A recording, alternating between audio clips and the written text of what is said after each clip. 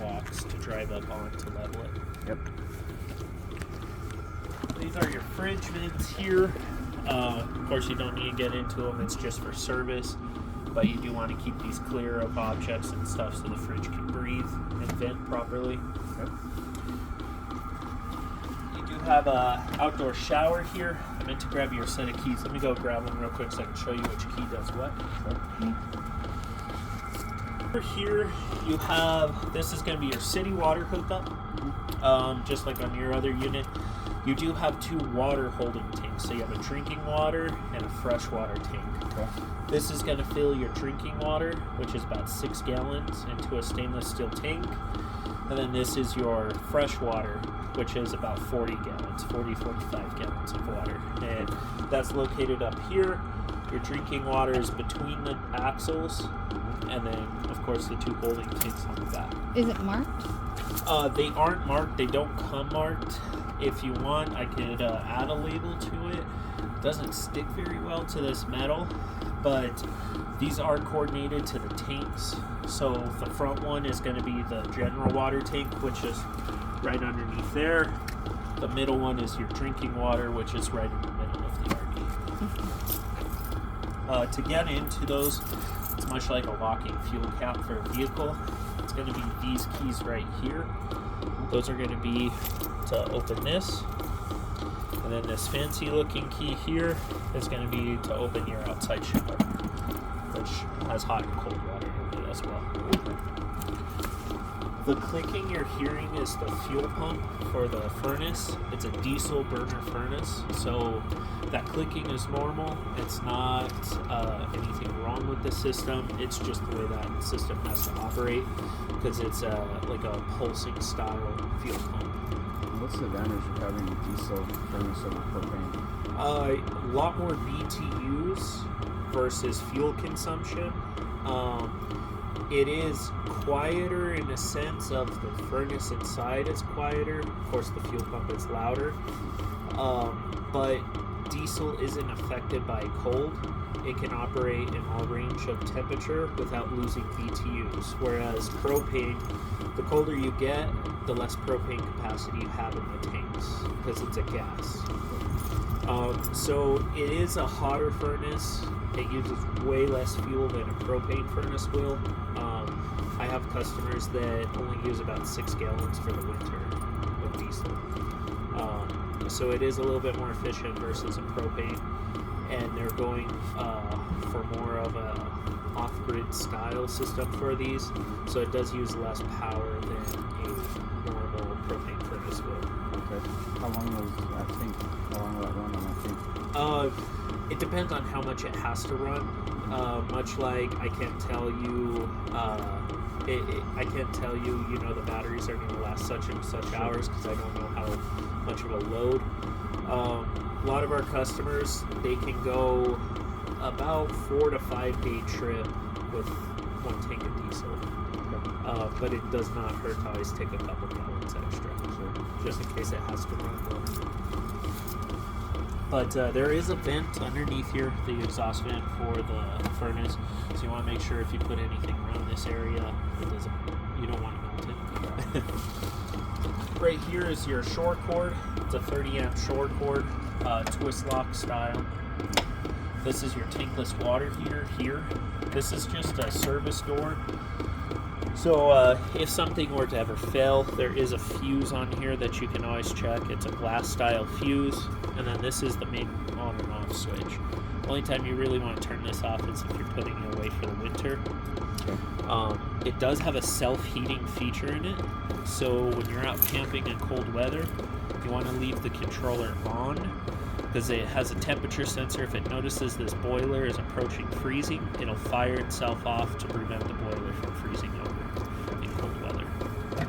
So even when we're not camping, we leave it on? If there's no water in it, you don't have to leave it on. Oh. But if there is water in it and the temperatures are dropping, you want to leave it on to protect it. Where's the drain for that? So there's not really a drain with the tankless water heater. It has a high pressure valve back here. Okay. The only ways to clear the water out of it is going to be blowing out the system with air or pumping antifreeze through it to protect it in cold weather. right here. Does this charge the batteries? Yes, it does. And when we go inside, I'll show you how the system charges itself. Your breaker panel is located out here. This is all your 110 systems. So your outlets, TV, microwave, air conditioner are all in this breaker panel. And then I'll show you where the breakers for the 12 volt is inside. It is a full pass-through storage. All the accessories for it are bundled up in here. You do have a few tire chocks and things like that come with the unit. And then all of these cargo doors, there's one here and two on the other side. They're all going to be these keys, the 017 is all your cargo doors.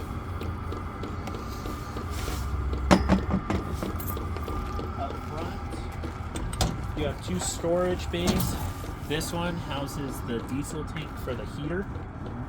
And then you do have a spot for two gas cans. So for taking extra fuel for your vehicle or diesel for that tank, you can store and lock them here. This is the hitch for your truck that we bolt onto a hitch shank to go in the off-road style hitch on the front. How do you fill that diesel can up? You can do it with a pump at a gas station. If you don't want to do it that way, what I recommend, if you have a diesel gas can, Harbor Freight sells a battery-powered fuel pump for like $10-15, and that's actually what I use to fill these to test them. I have a gas can, put it in here, and it's got a little hose, and it'll pump it in it. Okay, because that's like a really crappy design. Yeah, unfortunately... Yeah, we actually have a customer that he changed this out for a 5-gallon tank and then added a filler neck to the side of his unit. So there's definitely that possibility, but this is just the way those come from the factory. So of course, this is your off-road style hitch, your safety chains, 7-way, and this is your parking brake for the unit. Works just like a parking brake in a vehicle. Pulls the cable, locks the shoes in the front axle. That's pretty cool. Yeah, it is nice. So you need to check. You know that it's putting a parking brake on the actual wheels of the trailer, so it doesn't roll. That's cool. Keep in mind, if you are on hilly terrain, it's not quite enough to hold it back if it's on a pretty good slope. So always chalk it. There's always potential for failures, so just double check. But it's great for hitching up if you're in a flat campground and stuff like that. It works great. Power tongue jack. Do have an extra accessory plug up here for 12 volt accessories. This goes straight to your battery. And then this right here, of course, is the power for the tongue jack. And in this cargo bay with your propane tanks, you do have room if you wanted to. You can buy taller propane tanks, but I wouldn't store anything besides tanks and tire chocks inside this cargo bay. How does this operate? There is this switch right here to move it up and down. And then this is the rest of your cargo bay that goes all the way across the front. And then this right here is the outdoor kitchen. Slides out by pulling this lever. And it comes all the way out. If you wanted, I can show you on the one inside where it's warmer how it all hooks up. Unless you want me to show you on yours real quick. Do you want to see? Alright, I need to see how it hooks up. Yeah. Right here. So if you guys want to come to this side, actually, it's easier. So this tray comes all the way out. Right in here. So this wire comes on them, but it is not usable. This was for a old style outdoor grill that they used to put on these units, but they've since gone away from it, but those have stayed. The outdoor grill on these works very much like a barbecue grill. It's a manual, or wait a minute, they changed it again on me. So this one is the electronic light. They used to have the barbecue style with a push button, but those were on back order, so apparently they got back in stock. So this plugs in right up here. There's a little outlet right up there. That's what powers the igniter. To hook it up for gas and water, you open this little access tray here. You have a propane quick connect hose. Right underneath here, you have 2 ports. You have a water port and a propane port. You can't mix them up because the propane's bigger. So it just connects in like that. And then your water line is right here. And it connects here. So to connect it, you always want to connect to this side first. And then underneath here, connects right down there. To disconnect from here first and then up here. Yeah, and then you do have a small drain hose that you pull out for the sink. A lot of people just put it into a bucket to catch the water. You did what you told me not Exactly. I wanted to show you what not to do. And then all of it just tucks right back up in this compartment here. Like so. Don't forget to unplug your power wire. Then it all tucks back in. You have a tray for kitchen utilities. And then this up. Yeah, I'll check that out and I'll get that fixed before you take it. So I'll just leave that out so I don't forget. Here you have a 12-volt outlet. Works just like the cigarette outlet in your vehicle. You have 110 power, and then you have a serving tray here. So for out here, it is going to be this little key here.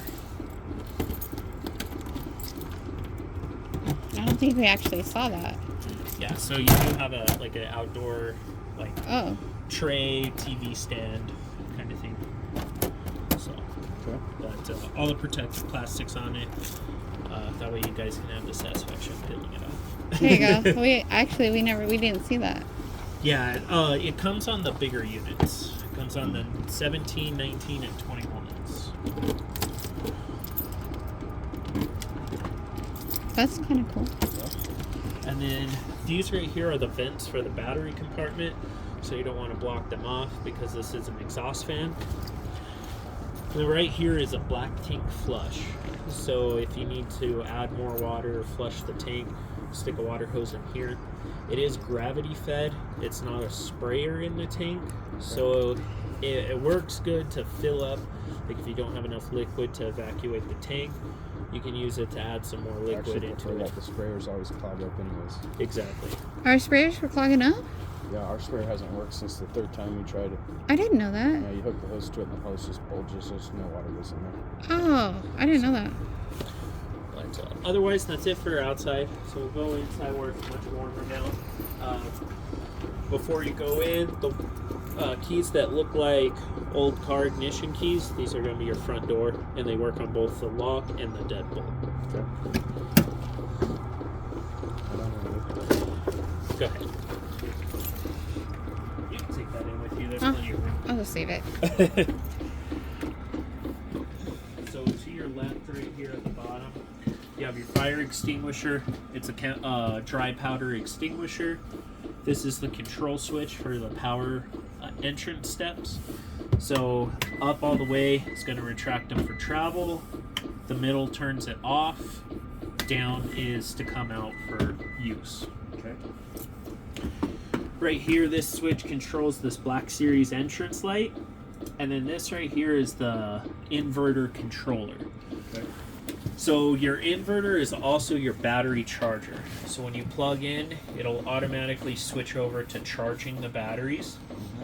When you unplug, it'll automatically go back to inverting unless you turn this off. It also shows battery status of voltage, how charged the batteries are, the voltage the inverter's putting out or charging with. So this is a real intuitive controller to show you exactly what's going on with the system. Okay. It is power hungry when it recharges the batteries. If you let those batteries discharge, it likes to recharge them fast. So if you plug into anything less than a 20 amp circuit, it will trip the breakers that you plug into.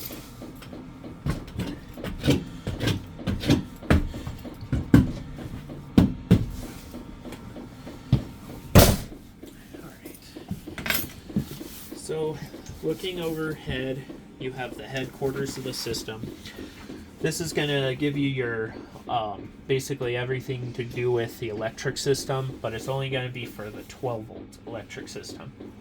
So right now the batteries are floating at 13.4 because it's plugged in and recharging. It's recharging. We're actually at a discharge right now of 14 amps. That's with the lights, the furnace, and everything else that's on right now. These, the wattage power and the watt hours, these aren't exactly accurate to this unit, so take it with a grain of salt. They work good on different systems, but RVs are such a different, varying load differential that your most accurate discharge is going to be voltage and current of the system. You do Since have, we closed the door, can I get my purse? Oh yeah, go I ahead. didn't know No, we were no, gonna close the door. Sorry. You can leave it open to. No, it's whatever okay. you want. Can you grab my purse?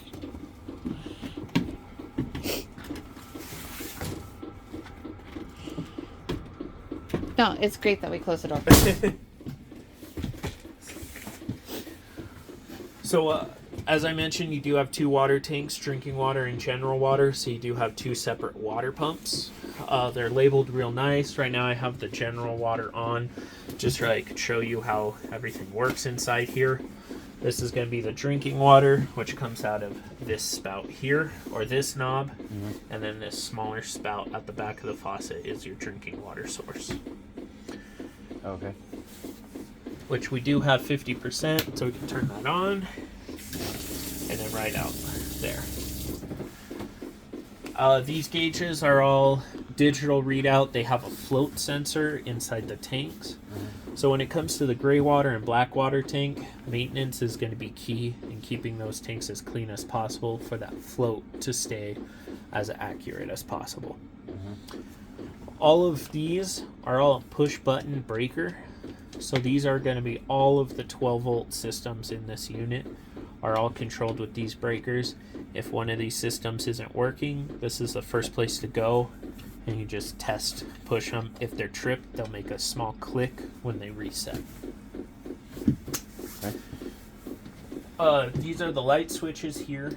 These 3 switches control the outside lights, so it's going to be front, center, back. These control the interior lights, and then this is the master power switch. So if you're leaving for a while, you turn this off, it turns off everything inside. Okay. Everything? Everything. So keep that in mind. If you have the fridge running and you turn this off, the fridge also goes off. Gotcha. Can you call Rhiannon real quick? She just called. Sorry. Actually, where your feet are, that's going to be the control centers for the furnace and water heater. So the white box below is your water heater control center. So right now I have it turned on. To set the temperature of the output of the water is going to be here. It is in Celsius, so the higher the number, the hotter the temperature. So just keep that in mind. And then this right here is also in Celsius, but this is the furnace control, furnace thermostat, really. Okay. So this is going to be the intake for the furnace, and then that's your one discharge for the furnace. Okay. You can, right now it's on heat level 3. To turn it on and off is this center button. To control the temperature and fan is going to be the up and down. How's it doing the temperature and the fan? So basically what it does is the higher the heat setting, the higher the temperature output is. Okay. Oh, the faster the fan goes. Okay, Yeah. Gotcha. Okay. So I don't understand. How do you turn up the temperature? These up and down levers, or up and down buttons on the right side of the controller. Okay.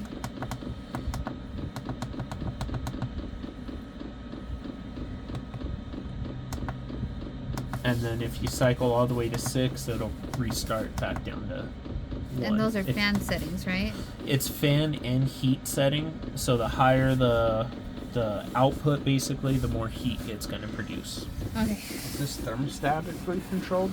Yeah, so it's not like a typical thermostat in an RV of where you set it to 75 degrees and it'll cycle on and off. Basically, each one of those settings is a different temperature inside the unit. That's weird. It is a little weird, and also the instructions are in Chinese, so I don't exactly know which temperature is set to each heat setting. I do know H6 will take it to about 95 degrees in here, because the first time I tested one, I ran it on its hottest setting.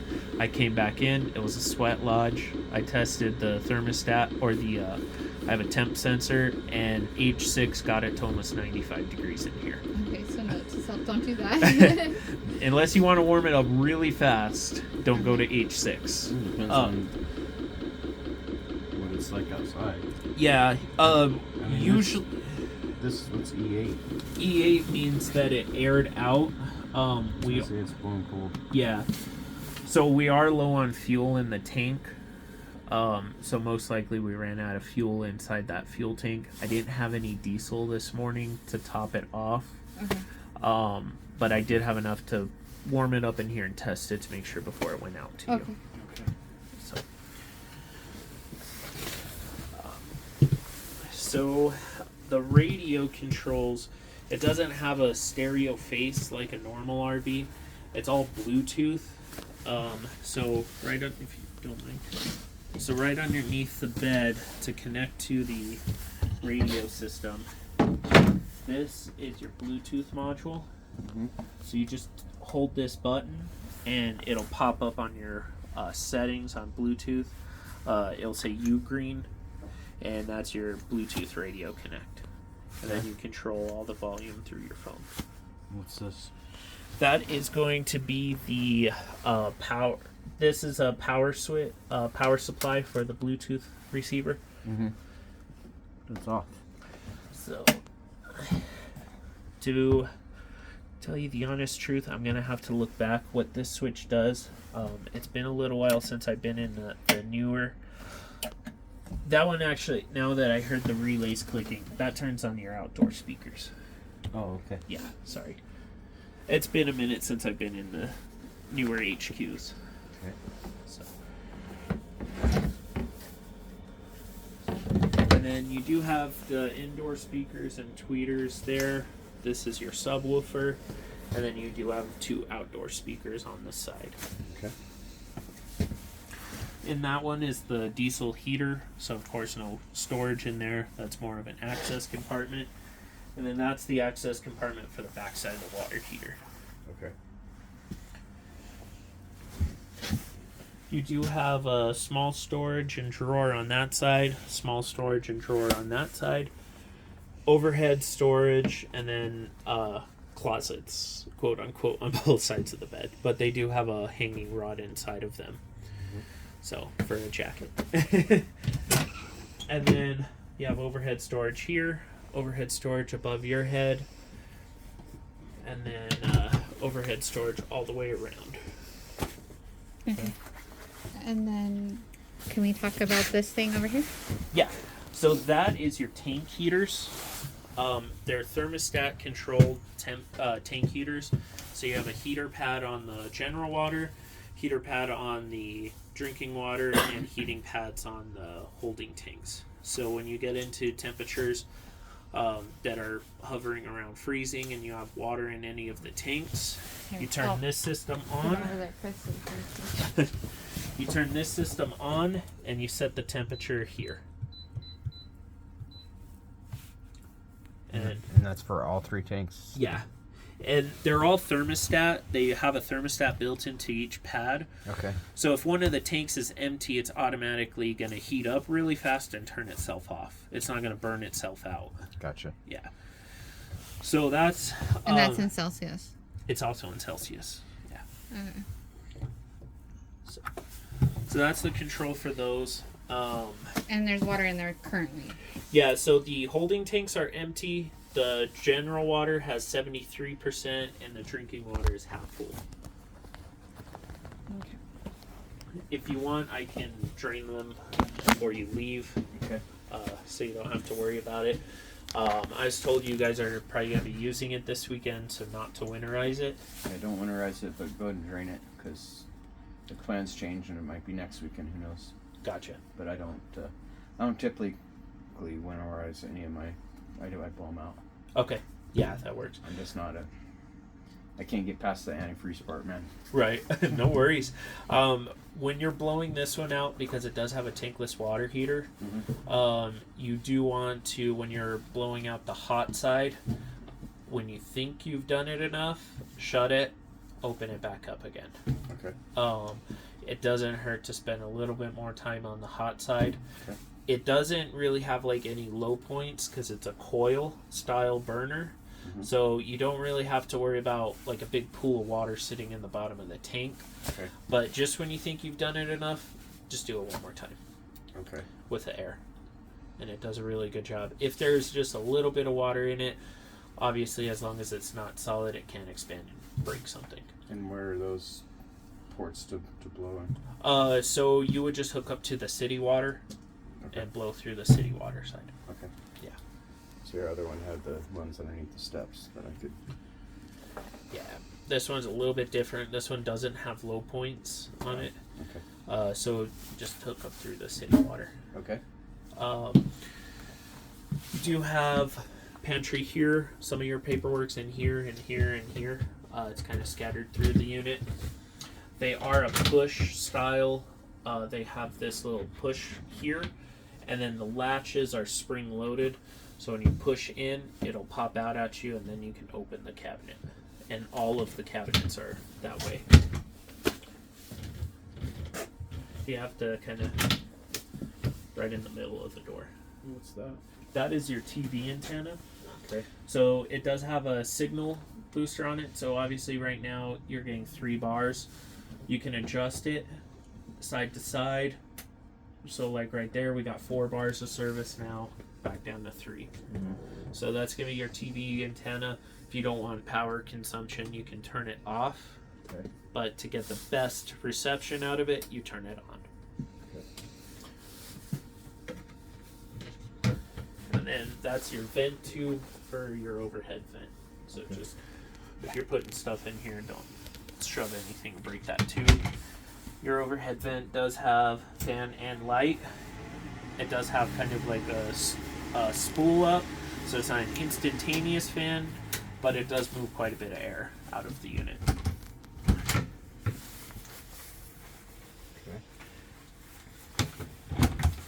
Okay. Is this yours? Yeah. Yeah. Come in your pocket. Thanks. The kitchen drawers on that side are all the same push style latch to keep them closed during transit, as well as this cabinet door here.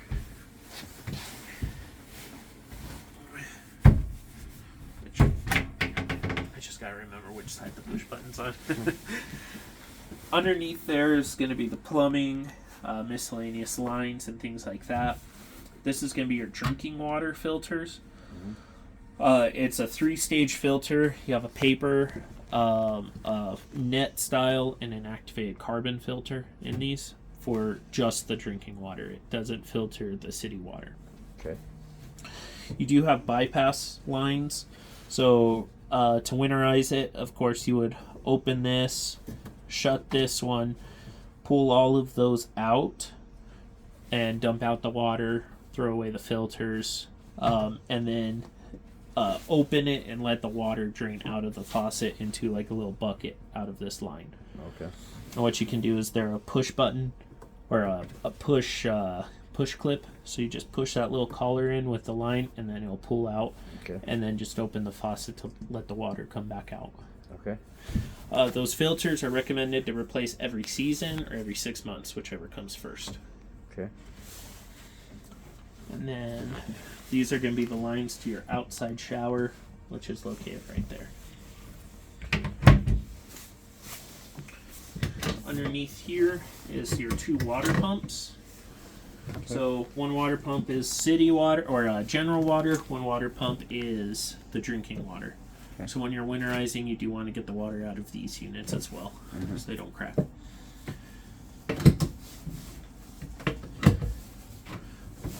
Stove and oven work just like in, I don't know what kind of unit you had previously, but it's a manual light, so it's the twist light system. The burners are all here, as well as the pilot for the stove, or for the oven. Excuse me. The pilot in the oven is an electronic light with this twist. Because it's such a small pilot, it does take quite a bit to get it to light. And it's a small blue flame in the back, and then you can light the stove. Or the oven, sorry. Okay. You do have light for inside and on the knobs. And then the glass top. Right on this side, you hear the fans running. That's going to be the fans for the battery compartment as well as the inverter, which is located right underneath this booth. And if you want, I'll go ahead and show you real quick. Just transfer these to this side. So right underneath here, that's your inverter. So right now it's in fast charge mode, so it's recharging those batteries as fast as they can take a charge. So in approximately from a 20% charge to fully charged, it takes about 3.5 hours with full service. How long has it been plugged in for? It's been plugged in for about 20 minutes. Okay. Yeah. So, but the solar system on top of the roof also does a very good job of maintaining the batteries. If you're using the inverter a lot for, watching TV or microwave or things like that, the solar, there's not enough available roof to put enough solar to keep up with constant inverter use. But if you're out in the boonies using lights, water pumps, things like that, most people can get through a 5-day trip with the solar and batteries. Okay. What's off right now? So the controller on the outside is going to override that switch. Oh, okay. Yeah. So because that controller's on, the inverter's on. Gotcha. Yeah, the remote will take precedence over that switch.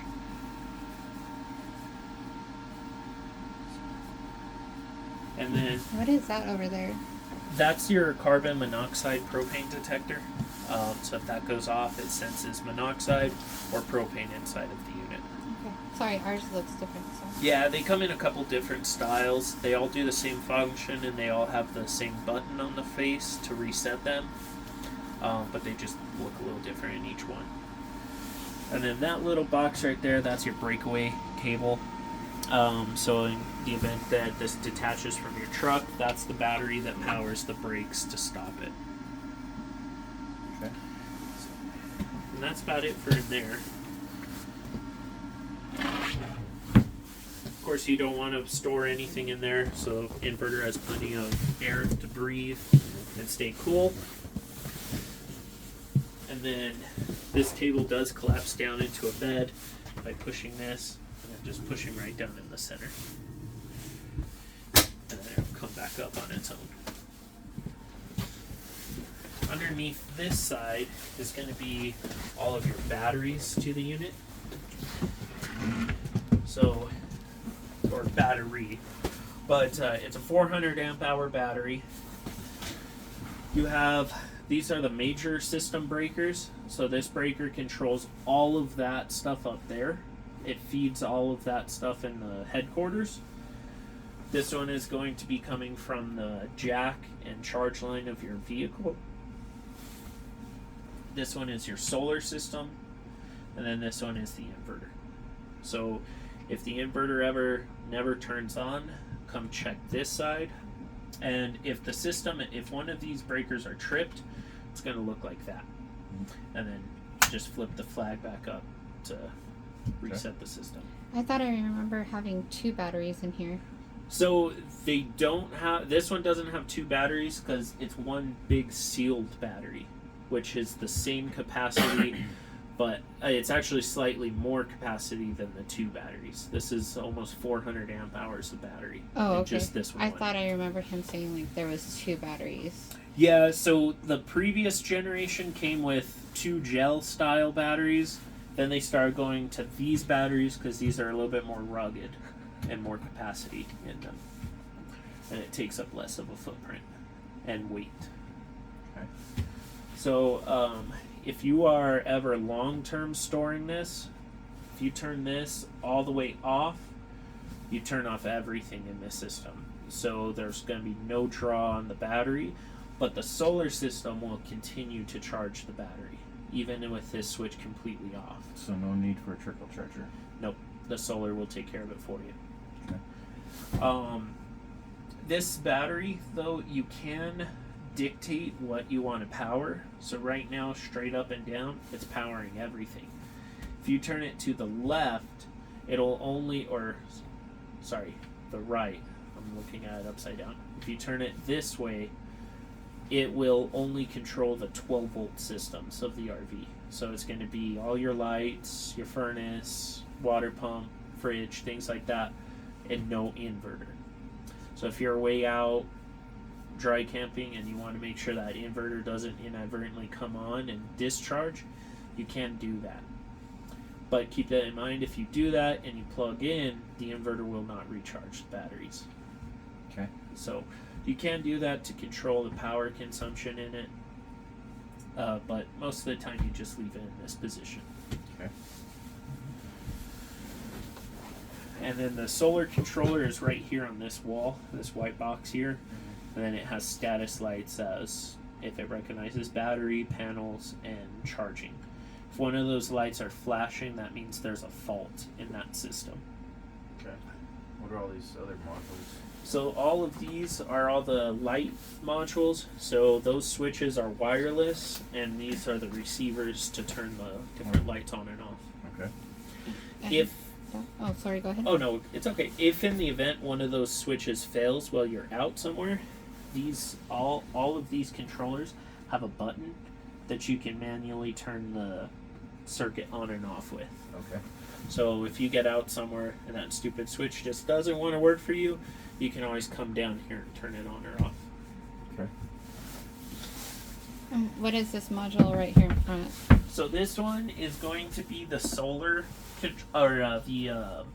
solar monitor.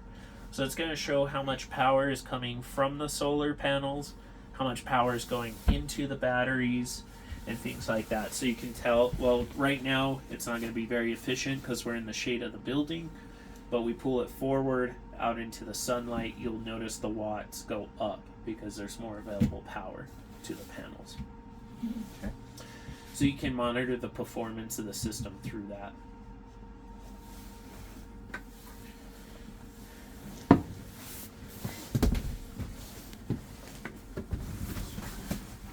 I'm sorry it's a lot, but if you guys have any questions at any point, feel free to ask.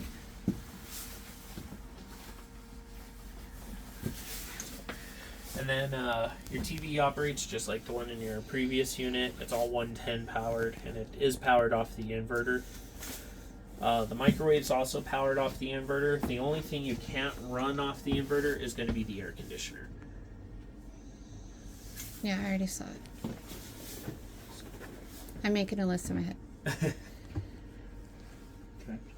And then all overhead compartments, same thing with the center push latch to open it. And then it has spring load hinges to prevent it from hitting you in the head. The air conditioner right above your head, the controls are right there on the face for temperature and mode. Mm-hmm. It does not have a thermostat on the wall. All of it's going to be controlled here. Okay. And then it does have quite a few directional vents, and then the return air filters are on both sides. With this little tab here, you pull the filter out to clean it.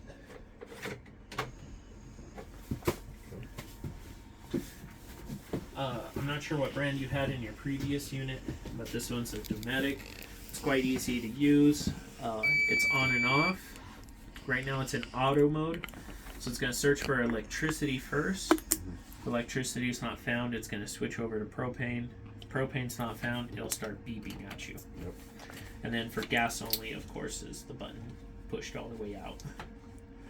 It doesn't have a temperature control in it, so it's automatically set to freezing and fridge temperatures, so there's no temperature probe or setting to adjust in this one.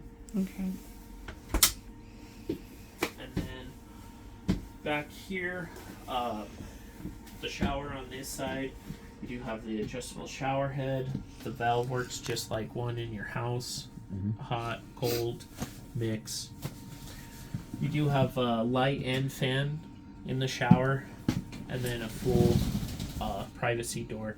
We leave the protective plastic on until you guys take it. That way no one scratches your new door. So. And then you do have a makeup light. It takes 3 AAA batteries in it to power it. And then the same style switches as those up there control all the lights in here. There it goes. These switches don't like my fingers. I'm kind of calloused from work, so.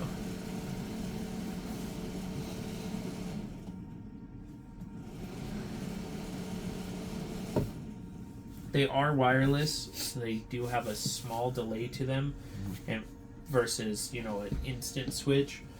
So if you push it, just give it a millisecond to send the signal and turn the light switch on.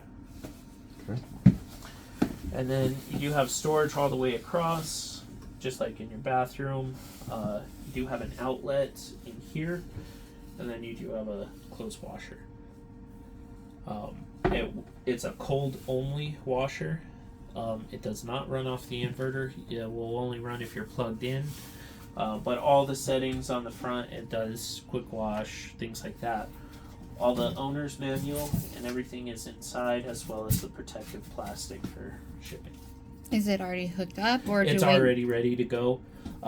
You just have to take the styrofoam out of it and make sure you have water going to it, which is going to be either the water pump or city water.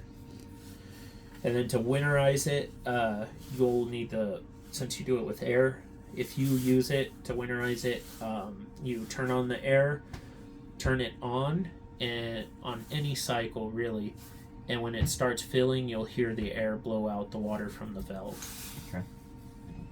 And then right in here, you do have the water line.